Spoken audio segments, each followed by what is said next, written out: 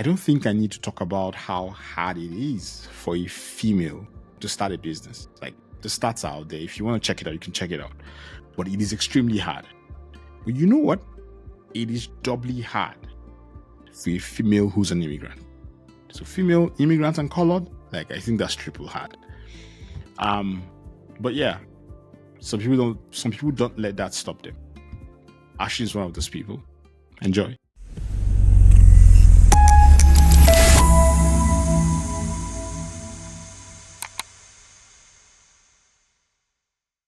How does an immigrant just come in, go to school, work, and then be like, oh, you know what? I want to start a business. Like, especially for a female immigrant. Like, and I think I'll probably just start with that. Like, considering how your journey has been so far, like, how did you decide, like, you know what? Why I'm a female immigrant in Canada and I want to run a company? Like, what was going through your mind when you're thinking about that? Yeah. First off, thanks for having me, Dozy. Super excited to be here. I think, so my dad, I come from a very entrepreneurial family, and my dad runs a business back home. So from a very, very young age, I've always known that I'm going to start my own thing. Whatever it is, we'll figure that part out. But I've always known I wanted to start my own thing. But I also believe that there's some foundational knowledge I need to get before I go and try to start my own thing. And so when I came to Canada as a student back in 2011, I realized it's probably best for me to go and work in some sort of career, some sort of job for a couple of years, build up some network, build up some connections, also just learn how it is to work in the industry.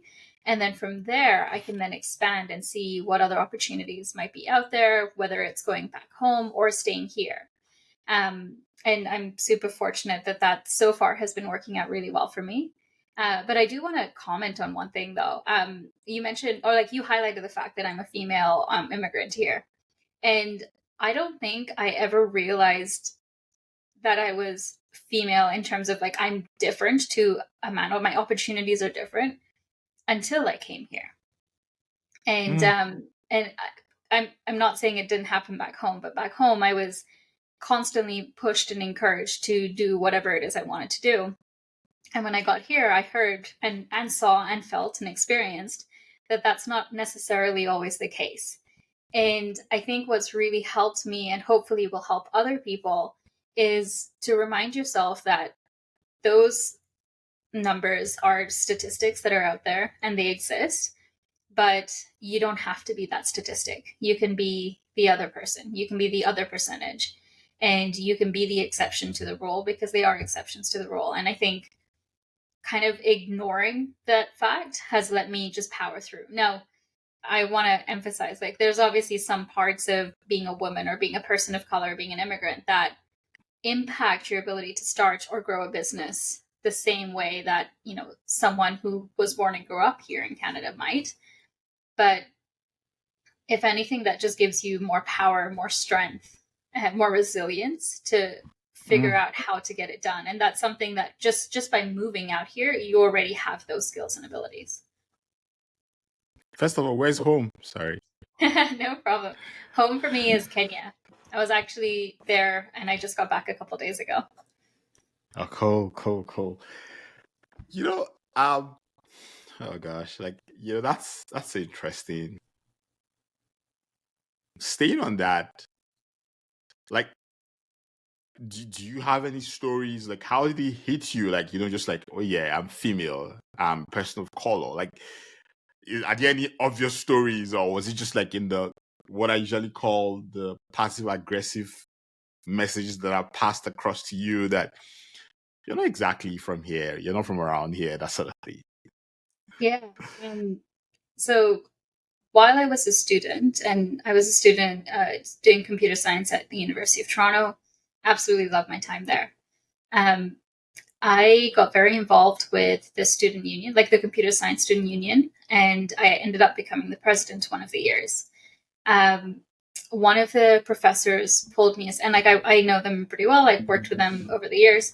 They pulled me aside and they're like, we haven't had a female president in over 10 years, and it is amazing, and I'm so happy.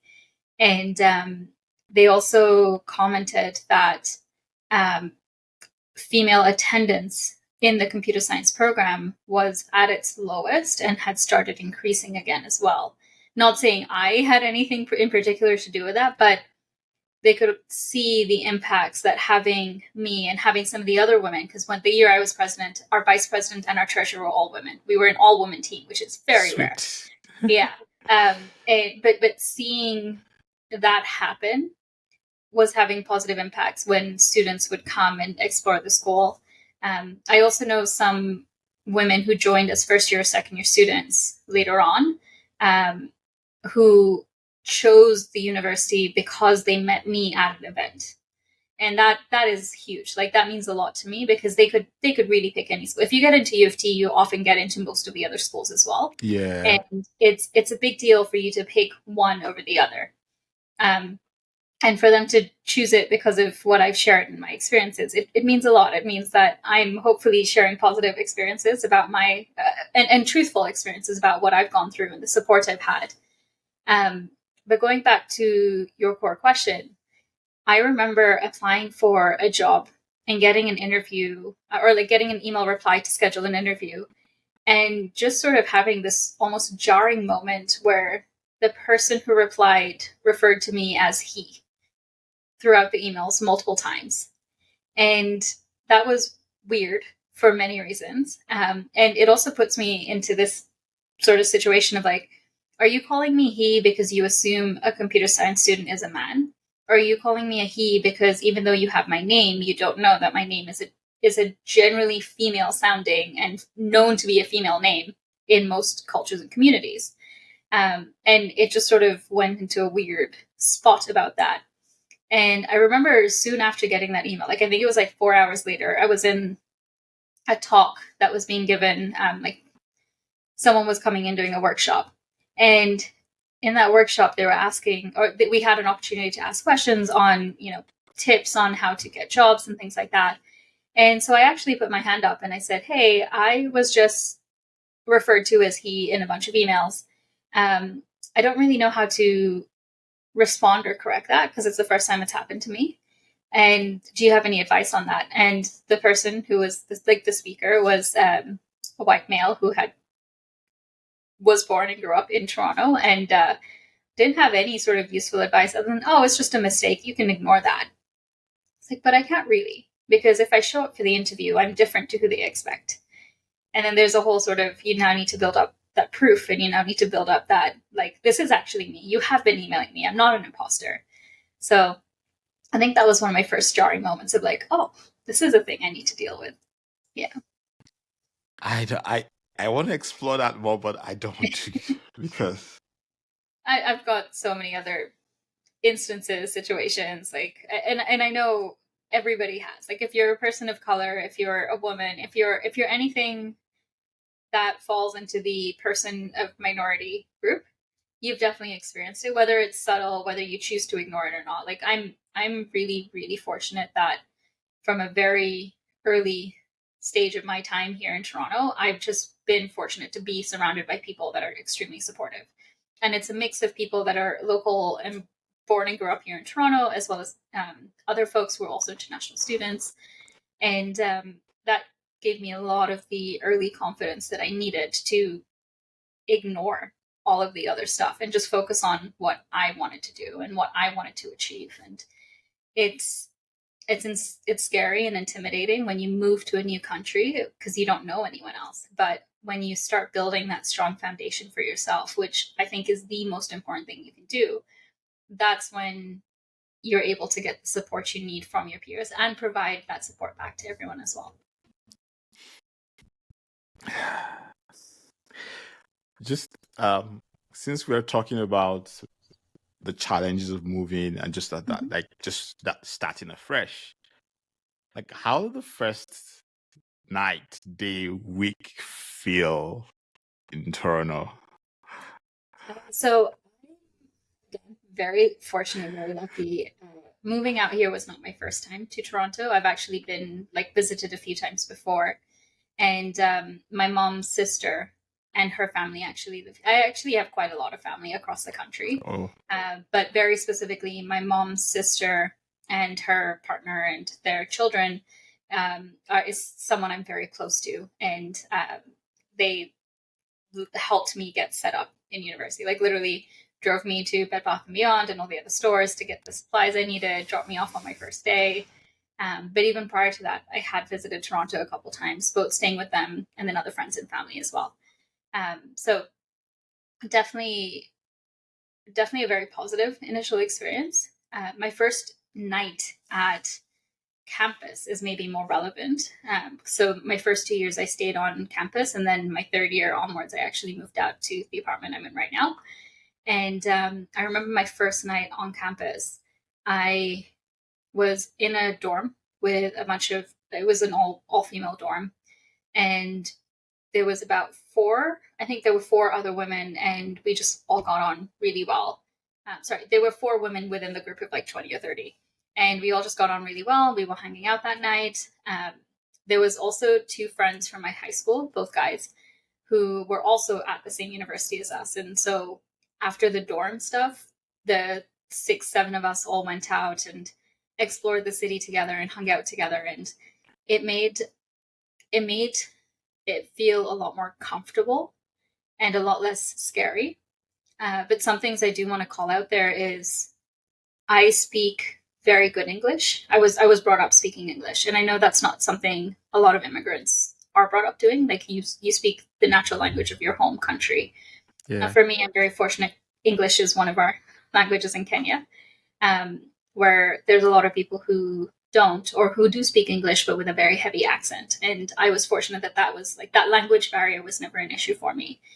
And I never want to tell anyone to go fix their English, because I'm deeply against that. But I think there's a lot of importance to learn, and at least to improve your speaking language in whatever country you move to. So in this case, in Canada, either get more comfortable with English, because communication is the most important thing you can do, whether it's in a professional setting, a personal setting, just making friends, breaking you out of your silo and getting you more comfortable with other people. It is the most important thing that you could do for yourself. Yeah, I agree. Language for me is, I say it's like a path through which people journey, like, so it's a path, and when there's no language, there's no path for people to journey across back and forth, because that's what you do when you meet people. You're just passing across that path until you're both comfortable enough that you guys meet somewhere in the middle. If there's no language, then there's no journey. You'll just stand across each other and just staring at each other, because it's how we communicate. Yeah. Staying on that, like, so I'm just curious, like, so why did you choose Toronto? Like, why did you decide to leave Kenya? Like, was it just like, oh, I want to just go school, or I want to improve my life? Like, how did that process kind of start in your head? Yeah. So in our family, and our extended family, I should say. So we come from that traditional big Indian family. I live with my dad's brothers, their spouses, and the kids. So there's a lot of us, and I'm now in the middle, but before I was on the younger end of that. It was just a very common thing where we would go somewhere international for education, and then half of us have since moved back home, half have stayed out into whichever country that they went to study, or somewhere else. And the expectation was always I would go out and study somewhere. Most people from Kenya at that time would go to England, but I just never enjoyed that appeal was just never there for me. I preferred the North American system. I also was interested in being both a lawyer and a computer science person. And in the UK, you had to pick one, whereas here there's like you had to do undergrad. So I could do comp sci as undergrad, and then I could, if I still wanted to, go and do law as that sort of next step. So there was a lot of reasons that I wanted the North American experience. This summer, before I had to apply and pick my universities, I ended up doing a tour of some of the different university options, both in the States and Canada.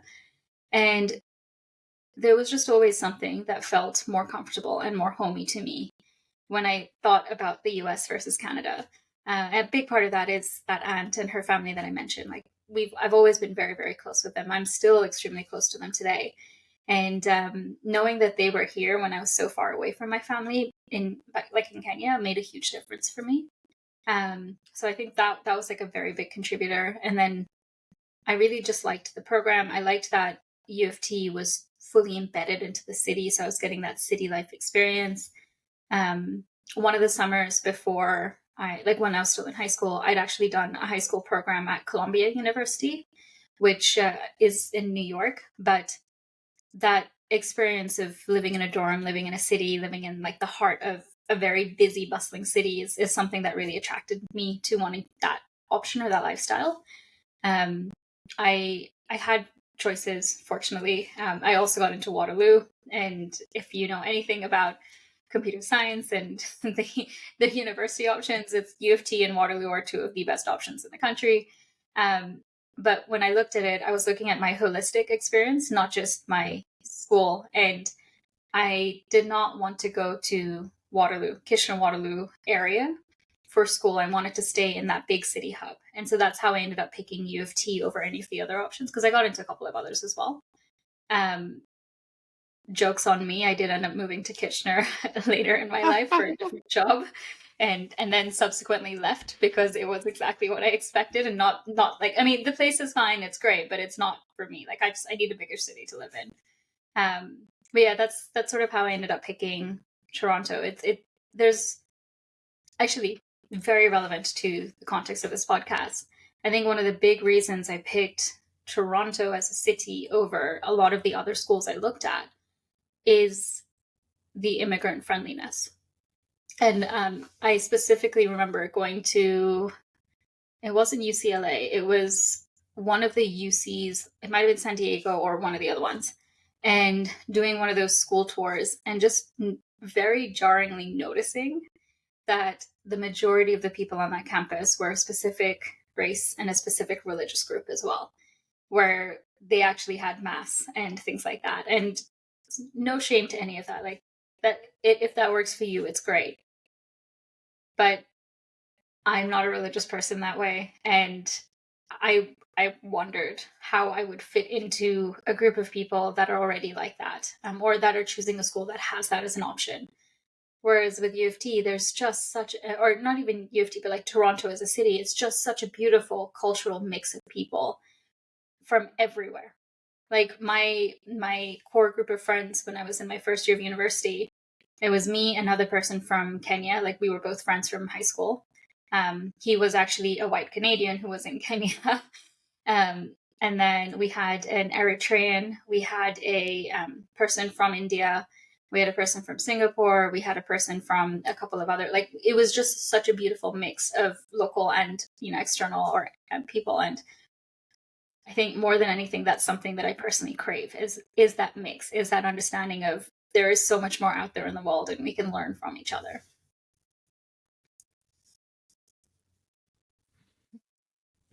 Toronto, I mean, like, I usually call something the Canadian experiment, which is the fact that Canada for me is, I'm looking forward to what Canada is going to look like in the next 20, 30 years because of the amount of diversity that's coming to the country. And I said to someone someday, I say it every time actually, that if racism still exists in Canada when I'm an old man, God keep me that long, I would have given up on the world, because then it means that we can never stop being racist. Because like, especially for Canada, because like with all the kids and everyone who's coming and who's growing up, I'm like, what's the excuse you're going to give when you say one color or one sex or anything's better than the other?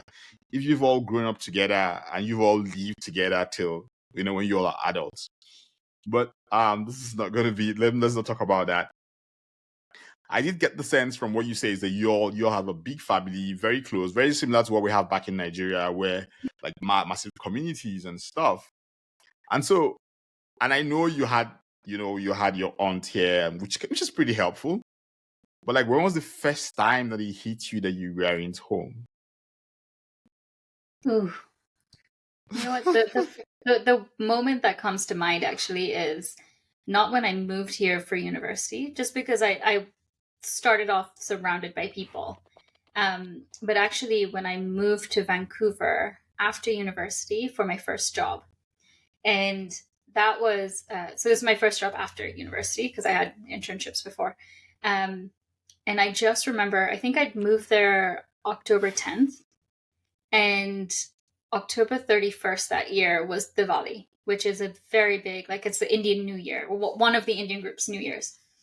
And for years, that's always been such a big celebration for us, whether I was in Kenya or here in Toronto, because we have a huge community here that I am part of as well. But I didn't have anyone in Vancouver. And I just started my new job like 2 weeks earlier. So I was still, figuring out and understanding, like getting that nice balance of friends. And actually, very fortunately, I have an incredible group of friends from there. I'm meeting them in 2 months for one of their weddings. So like solid core group of people. But that first 2 weeks that I was in Vancouver was really sort of like a whoa. This is the first time I really felt alone, because I didn't have any sort of plans for Diwali. And weirdly enough, Diwali also fell on Halloween that year as well, because we have a moving date for Diwali. And I just remember baking a bunch of food. I'm not going to try and make Indian sweets at home. That's not my skill, but I love to bake. So I baked a bunch of stuff. I think it was a bunch of brownies and cupcakes, and I took them into the office. And that a lot of people just thought it was for Halloween, and that was fine with me. But that was my way of just continuing that part of that tradition, which is just saying, hey, like, we are good and we are happy, and I wish you a new year, or a happy new year, and eat something, because that food is always a big part of our culture. I'm pretty sure that led to one of the best friendships I ever created, because one of the guys who was part of our core group, he started, like, that was his first day, and he was in the row in front of me, and there's just this random girl who's just feeding him like 3 brownies and a cupcake, and I invited him to watch a movie with us 2 days later or something, and like that solidified our friendship in such a big way. But yeah, I think, it's food, it's culture, it's reaching out, because everyone, or most people in that office were in a similar situation. I should maybe back up and explain what that means. So I joined Microsoft as a software engineer. If you're a student in Canada, getting a work visa for the US right after you graduate isn't an option, or it wasn't back then, because of the way, like the rules and the timings. You need your diploma before you can apply, but your diploma doesn't come until after the deadline. It's just like a bunch of nonsense. However, I knew I wanted to stay in Canada and get my citizenship here, so that wasn't a problem for me. But obviously, they have enough cases where they either have, like Microsoft and other companies have employees that they want to hire, whether they're from Canada or from other countries, but for whatever reason, they didn't get a US visa. And so we kind of just formed that office in Vancouver, which was it was a high circling office. People would shift every 3 to 6 months, because ideally you would get your visa and be able to move down to the States and join the rest of your team. So that core group of 8 of us that were at that company, everyone is in a different city now, because some of them are still at Microsoft, but they've moved to a different office. Some just moved to another company or country, like I moved. But yeah, that office was really unique, because most people who were going there were fresh out of university and didn't know anyone else. Like, first time in Vancouver. For some of them, it was their first time in Canada. I remember having to explain and teach one of them what a loonie and a toonie is, and just making jokes about that kind of stuff as well. So yeah, I think it was beautiful, and I loved my time there, because it was a group of people who were new, and they weren't any ties to anybody, and we just got to be exactly who we wanted to be, and learn and experience and explore with each other. And I remember within that group, we had someone from Vietnam and we had someone from Ireland, and the Irish person made a comment to both of us. It was the 3 of us eating lunch one day, and he's just like, I mean this in no negative way at all, I've never had friends of color before, and you are like the closest friends that I have, and I'm loving it. Like, just the things that we shared and taught him from both of our cultures, and the things he taught us, not just about potatoes, because of course Ireland, but about everything else as well. It's amazing, and I think that's part of what I love so much about being in Canada, but also just being in a place where you can meet so many people. You know, I always say that being an immigrant means that I feel like it's hard, but I feel like it's special because it changes you in a very interesting way. Because you're not you're so for example, you're not Kenyan anymore and you're not fully Canadian. Like you're never gonna be fully Kenyan again, and you're never gonna be fully Canadian. You're just in the middle. And just being that sort of person also allows you open up to a lot more people and share stuff and learn stuff. It's just a very interesting dynamic. And the more I talk to people, I find like that is actually true. People, what I call us the in-betweeners in a way. Like we're in between.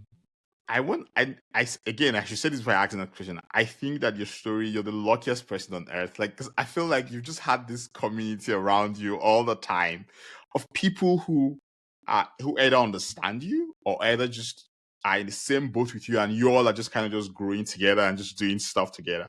That is the best way to settle into your country, to be honest. Yeah, but I want to actually call this out a little bit. I've even said I'm extremely lucky, I'm extremely fortunate, but a lot of this stuff is because I put the effort to go and meet people, and I am outgoing. Like by nature, I'm an outgoing person, so I feel more comfortable going and talking and approaching people. I speak English, like I speak English without an accent, or my accent. Really, my accent changes depending on who I speak with, so it's a whole other story. But it means it means I don't have those language barriers that you would in a group like this. But the reason I don't want to say that it's 100% luck is because there's effort involved. And I want to specifically say that because I know so many people today who are immigrants into the country. And you can see the people who are surviving and thriving, and you see the people who, after a year or 2 years, decide to pack up and go home. And a lot of that comes down to, are you willing to put the effort into actually settling, actually networking, actually getting to know people in the community or in the area that you're in? And I mean, other than just making friends so you enjoy your life here, it's so crucial for finding a job or finding your first job out here. Because I mean, if we look at the current job market and the job climate right now, you have to know someone very high up in a company to even get an interview in the current state that things are in. And if you're an immigrant who's just come in and doesn't know anyone, and you're not putting any effort into meeting or getting to know people, that's not going to happen. And there's a lot of ways that you can meet people, whether it's joining a gym or joining intramural sports. Like, people love to play football. Not me. I am not a sporty person, but I have friends that love to play football or volleyball and baseball. There's cricket teams for people that enjoy cricket, so you can go and join those teams and get to know people. You could go for classes. Like, I ended up joining a Bollywood dance class a year ago, and that's been a lot of fun. I've met so many people. And it doesn't have to be sporty things. If you like art or music, if you like improv, there's so many different groups and communities for pretty much anything, that if you just find your interest, there's a community out there for it. And that's your first step into putting that effort in that will make you feel more comfortable here. Yeah. You know, I was talking to some brilliant lady in Australia. Her name's Angel. And she said something that it's so brilliant. She says that, so it's easier as an immigrant to be like, yeah, I'm new. Like, who are they? Like, I'm struggling to meet them. Why? Who are they? But you also need to put yourself in their shoes too. Like, who are you too? I don't know you. I don't understand you. I don't understand where you're coming from. I don't understand your nuances. Yep. So it's a two-way street. So it's you do your part and they do their part, hopefully. But the point is that when you're looking at them as strangers, they're looking at you as strangers too. Like, yes, you all are two strangers trying to find a middle ground. So don't stand in your own space and say, oh no, like, I don't understand them. I don't understand why the culture is like this. I don't understand why they behave this way. I don't understand why they talk that way. Yo, you're no different. Like, it's the other side too is looking at you that way too. And I found that was a really good way to put something I always say, or we say about, like, integration is a two-way street. It's not a one-way street. Like, it's a two-way street. You have to play your part, and the person's play their part.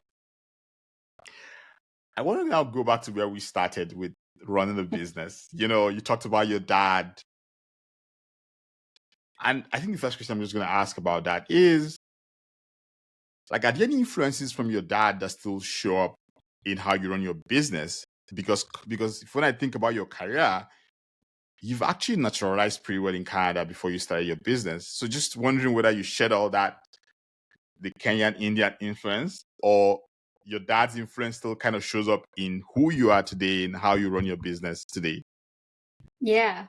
As much as I try to fight it, at least in front of him, so much of the way that I work, operate, think is inspired by him and the other members of our family, because it was such a big part of how I grew up.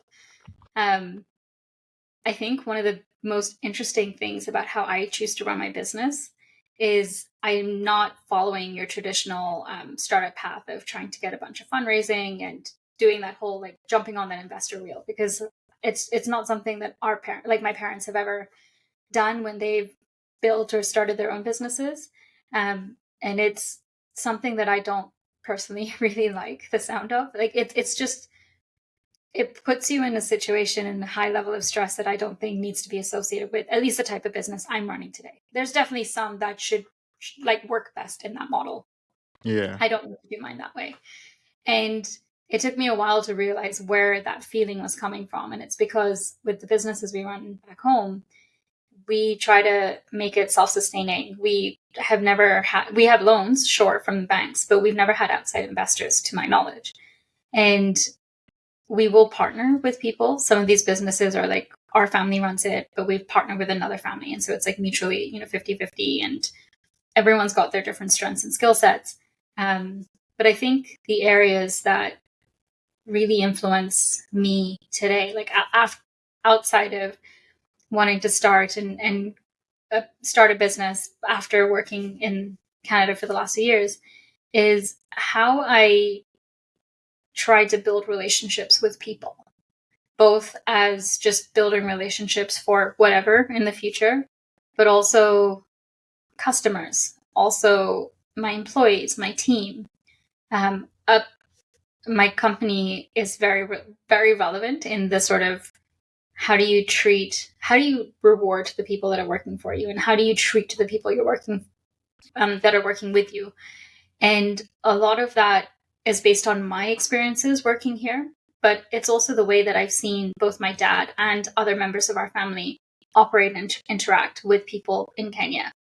And it's even as simple as like, my dad wants to know when it's the birthdays of every employee at our company. So if he passes them and it's his birthday, he can wish them a happy birthday. And it's such a small, subtle thing. But if you think about this man who runs hundreds of employees are at the company, he still wants to know when it's the janitor's birthday, because if he passes the janitor, he wants to wish them. And it's just showing like it's a very small, simple thing, but it shows a level of appreciation for the work that you're doing. And it to me, it says, you might be a janitor today. It doesn't mean you're only a janitor. It means you have so much more potential and you're a part of the team. And without you, we wouldn't be able to do all the things that we're doing. We wouldn't have that level of pride that we have with our business, with our company, with the way that we run. And those are some of the qualities that I want to try and pull into what I do on a day-to-day basis. From a strategy perspective, I think is the other way that I'm heavily influenced around how to think bigger than just what we're doing. And one of the really interesting things that I learned from him last year in particular is he's exploring expanding one of our businesses in a really interesting way. And a big part of that is because we had a really good year, and you're either going to use that money in expenses to expand the business, or you're going to use that money to pay taxes because you don't have those expenses. And it was just the way that, like, it's such a simple thought, but the way that made me understand, like, hey, I've made money in the last year. We've actually had a really great year with my business. But instead of just hoarding and saving the money, let's actually hire another person. Let's go and do X, Y, and Z. Let's spend the money to make more money, because otherwise all that is just going into paying taxes instead. And Let's not do that. Let's grow the business. And it's such a weird thing to talk about, but when you think about it, it makes sense. Like, why am I giving this money to the government when I could expense it, or when I could use it on something that's considered an expense that ends up helping grow the business The instead? business. Yeah. Yeah. My dad's a big finance guy. It's hilarious. I hate everything to do with finances. It makes my head hurt. But he's a big finance guy in all of our businesses. And it's like, I still sometimes go to him for that sort of like, does this make sense to you thing? But when it comes to strategy, when it comes to big picture, stuff like that, following him, watching him, learning from him has helped me make a lot of interesting, sometimes different decisions with the way that I run my business here. And some of them are paying off and some of them aren't. But that's the nature of running a business, right? Like you want to pick from the different areas in your life. And some of those will be reasons that I'm more successful than somebody else. And some won't. And that's okay. But I think I have to last two questions for me. We'll round up. I think the first one is basically, you've talked a bit about this already, but in your experience, like, what are some of the things you see that immigrants usually get wrong or struggle with when they move to, let's use Canada for example, but just yeah. I think one of the biggest mistakes people do is they will come out and then they will stay with their community of people.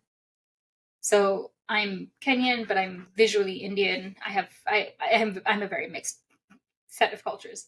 I see a lot of Indians come out and then just integrate with Indians. I see a lot of other cultures come out and just integrate with the culture that they came from. And I think that's one of the biggest mistakes you can make, because sure, that network will help you, but why did you leave your home country to come here and just embed yourself into that same culture? Like, and it is a very, very heavy question to ask that. Like, I'm sure there's many reasons, but yeah, one of the beauties of coming to a country like this, where there is such a huge pool of immigrants from all over the world, is that opportunity to learn from everyone else and to expand your knowledge, to expand your abilities, your capabilities, find new partnerships, find new ways to work, find new skills to grow and develop. And I think that's like one thing where I sometimes just want to like grab a person and shake them and be like, hey, that's fine. Go, like, that's your comfort zone. That's okay. But go and spend 5 hours every week, or go and spend an hour every day meeting new people that are not part of your culture. And your view of the world, your opportunities are going to grow like you have no idea. And I think the last one I have for you is, you've been here like, you moved 2011, right? Mm-hmm. So that's like, give or take, that's 13, 12 and a half years. Like, how has Canada changed since you moved here, from the lens of an immigrant? I mean, the last year has been shit in very rocky waters. Canada, in my opinion, has always been very pro-immigrant. I've also lived in Vancouver and Toronto mostly, and then I spent 2 years in Kitchener. Very big difference between Kitchener and then Toronto and Vancouver, which are more immigrant friendly. But I'll focus my answer more on the Toronto, very immigrant friendly area. I think there's been a bigger influx of people coming in. I think there's a lot of things that have happened in the last year that have me curious to see how the next 5 to 10 years go for immigrants, and then just the everyday Canadian. And by that, I mean, I think there were too many people let into the country than the infrastructure we have to support them. And that's a negative for everyone. Whether you're a Canadian, you're an immigrant who's been here for years like me, or you're an immigrant who's just moved here. If we don't have housing, if we don't have sufficient roads, we don't have sufficient subway systems, we have like issues with like taxes, or just like everything costing 3 times what they cost before. It's just turning into a recipe for disaster for everybody. And I think that's something that I hope we find good solutions for in the near future. I think that's probably one of the biggest things that we need to tackle. I know there are some very good friends of mine who are helping and working on solutions for the space however they can.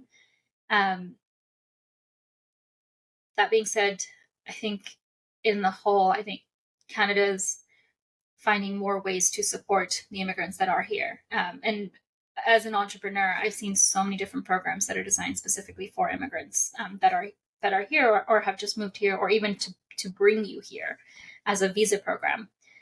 So I think those are definitely very exciting. Like overall, very positive, but there's a lot of foundational work that needs to be done from the government perspective to make sure that everyone is being supported accordingly. And this may sound harsh, but I think one of the best things we did in the last couple of months was putting tighter restrictions on who can actually, not on who can come here, but on the number of people being allowed into the country, just because we're not able to support it. I think anyone in Toronto, anyone in Canada can see that, and it's not a hidden topic at this point. Cool. I mean, I do agree that there's some work that needs to be done. It's just, I mean, the news, it's an interesting time in Canada, to be honest. It's just an interesting time to be in Canada. And you're right that it's going to play a huge role in how the next 5 to 8 years shape up, both elections-wise, both infrastructural-wise, both in terms of policy making. And the question we keep asking is, will the government make the right calls and kind of balance between, because I mean, I think one thing as you grow older, one thing you learn is that you can't get it right all the time, and you can't please everyone. Yep. But can you find the balance and just do the things that needs to be done? Because in the end, if everything goes to up in flames, it affects everyone. That's the interesting part. Like, so, yep. But yeah, this has been good. Thank you so much for doing this with me. I know it took a while for us to get this going, but I really love this conversation. So thank you for coming on the Newcomers. Thank you for having me. I know it did take us a couple months to finally get this scheduled, but we did it. We made it. It's recorded. Yeah. Hopefully we get a chance to do more stuff in the future as well. Yes, please. Yes. I'll keep in touch. It's really good talking to you, to be honest. You're an inspiration. Because I'm like, female business owner, immigrant, person of color. Like, kudos, to be honest. So again, thank you so much for listening to this. If you know someone who's making an impact, someone who you think we should talk to, please just reply, send me an email, or just leave a comment on our Substack. But again, as always, please follow us, like, share. And if you know someone who finds it useful, please share with them. Thank you.